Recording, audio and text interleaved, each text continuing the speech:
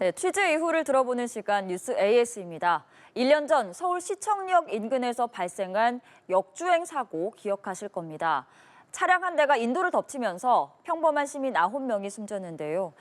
1년이 지난 지금도 고령 운전자가 모는 차량이 인도나 건물로 돌진하는 사고는 계속해서 반복되고 있습니다. 이런 사고를 막을 방법은 없는 걸까요? 먼저 송채은 기자의 리포트를 보시고 더 자세한 내용 살펴보겠습니다. 함께 보시죠. 승용차 한 대가 인도로 돌진해 서 있던 사람들을 순식간에 덮칩니다.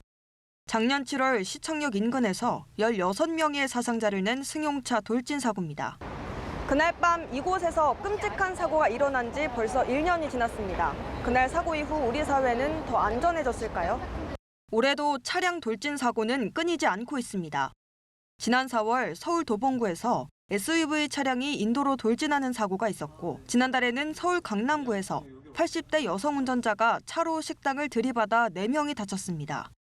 지난 7일에도 경기도 고양시에서 80대 남성이 몰던 승용차가 상가 건물로 돌진했습니다. 두 사고 모두 운전자는 차량 급발진을 주장했습니다.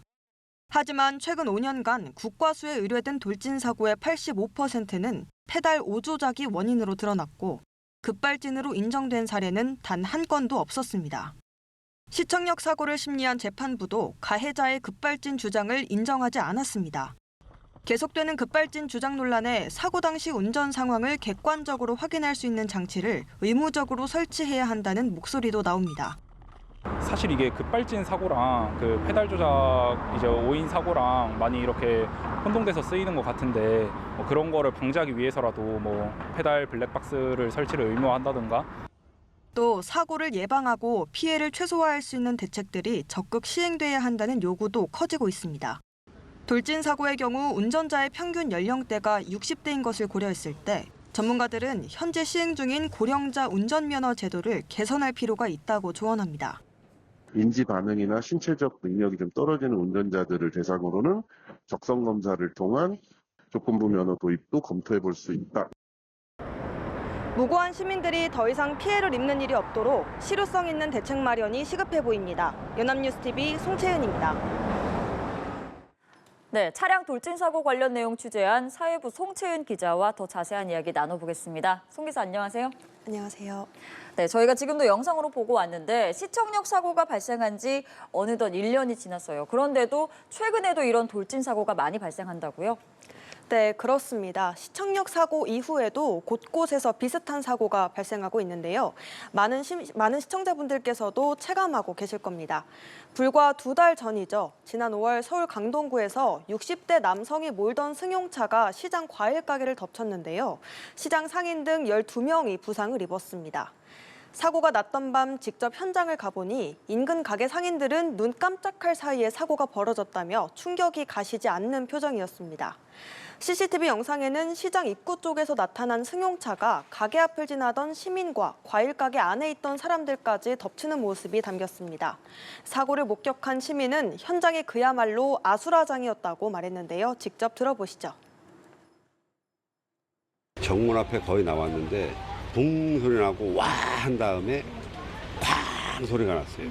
빨리 와보니까 그 아수라장이 돼 있더라고요. 지난달에도 서울 강남구에서 승용차가 식당으로 돌진해 시민 4명이 다쳤는데요. 부상자 중에는 오는 10월 결혼을 앞둔 예비 신부도 포함돼 있어 많은 시청자들의 안타까움을 샀습니다.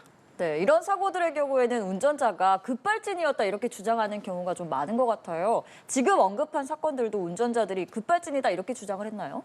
네, 그렇습니다. 앞서 말씀드린 두 사건 모두 운전자가 사고 직후 차량 급발진을 주장했습니다. 보통 급발진이라고 하면 차량 결함으로 차가 갑자기 튀어나가는 걸 말하잖아요. 두 운전자들도 사고 당시에 분명 브레이크를 밟았는데 차가 말을 듣지 않고 속도가 계속 빨라졌다고 말을 한 겁니다. 네, 실제로 운전을 하는데 브레이크를 밟았는데도 차량이 계속 앞으로 나간다면 굉장히 두려울 것 같습니다. 실제로 차량 급발진이 인정이 된 사례는 좀 있나요?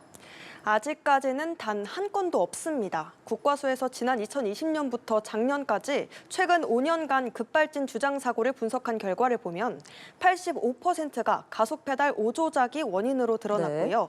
나머지 15%도 뚜렷한 증거가 부족하다는 등의 이유로 판단이 불가능하다고 결론 내려졌습니다.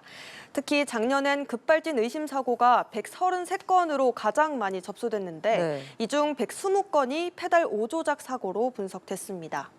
시청역 사고를 심리한 1심 재판부도 판결문에 피고인이 차량 운전자로서 요구되는 주의 의무를 위반했다면서 피고인이 사고 당시 가속장치 등을 정확하게 조작하지 못한 과실이 있다고 명시했습니다. 그런데 지금 계속해서 이런 사고의 운전자들은 급발진이 일어났다 이렇게 주장을 하고 있는데 실제로 인정된 건수는 하나도 없고 그럼 이게 대체 누구 주장이 맞는 건지 혼란이 계속 일어날 것 같아요. 이런 혼란과 논란을 좀 줄일 수 있는 방법은 없나요? 급발진 주장이라는 게 운전자만의 일방적인 주장이다 보니까 이게 객관적으로 확인할 수 있는 증거가 있으면 혼란을 좀 줄일 수 있을 것 같은데요. 대안으로 페달 블랙박스가 주목받고 있습니다. 페달 쪽에 블랙박스를 설치해서 사고 당시 운전자가 가속 페달을 밟았는지 여부를 영상으로 확인할 수 있는 장치인데요. 국과수에서도 실제 사고 원인을 분석할 때 쓰이는 장치 중 하나이기도 합니다. 사례를 통해서 어떤 장치인지 설명드리겠습니다. 재작년 서울 이태원에서 60대 택시기사가 몰던 아이오닉 6 차량이 주택 담벼락으로 돌진하는 사고가 있었는데요. 당시 택시기사 A씨도 차량 급발진을 주장했습니다. 그런데 사고 이후 페달 블랙박스를 보니 A씨가 가속 페달을 수차례 밟았다는 게 확인이 됐는데요. 결국 페달 오인 사고로 결론이 났습니다. 이 때문에 페달 블랙박스 설치를 의무화해서 급발진 주장의 진위를 보다 객관적으로 가릴 수 있어야 한다는 목소리가 커지고 있습니다. 네, 그리고 실제로 이런 돌진 사고가 일어나는 현장을 살펴보면 발만 페달에서 떼면 되는 거 아니냐 이런 주장도 나오는데 실제 사고를 경험한 사람들은 그게 그렇게 쉽지 않다면서요?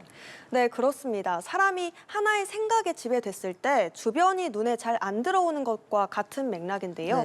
국과수 측 설명에 따르면 운전자가 순간적으로 가속 페달을 브레이크로 착각해 밟는 경우가 많고 이 경우 무의식적으로 자신이 브레이크를 밟고 있다고 굳게 믿고 있기 때문에 쉽게 발을 떼는 게 어렵다고 합니다. 그렇군요. 이 때문에 운전자 스스로 가속 페달을 잘못 밟을 수 있다는 점을 의식해야 위급할 때 침착하게 대응할 수 있다고 조언했습니다. 현장에서 만난 한 시민도 같은 피해가 반복되지 않기 위해선 무엇보다 경각심을 갖는 게 가장 중요해 보인다고 말했습니다. 많이 실수하잖아요. 평소에도 실수하는데 다시는 같은 실수하면 안 되니까 경각심을 좀 줘야 될 것 같아요. 네, 결국에는 페달 블랙박스도 사고가 일어난 뒤에 이게 어떻게 일어났느냐 볼 수 있는 장치잖아요. 예방 대책은 아닌 건데 이런 돌진 사고들을 좀 미리 예방할 수 있는 방법은 없을까요? 대책은 크게 사고 예방과 피해 최소화 두 가지 측면으로 나눠볼 수 있는데요. 먼저 운전자 측면에서는 갑작스러운 가속을 감지해서 차량을 자동으로 멈추게 하는 긴급 제동장치 설치 의무화가 대책으로 거론되고 있습니다. 또 돌진 사고 운전자의 평균 연령대가 60대인 걸 고려했을 때도 고령 운전자의 면허 제도를 손볼 필요가 있다는 지적도 나옵니다.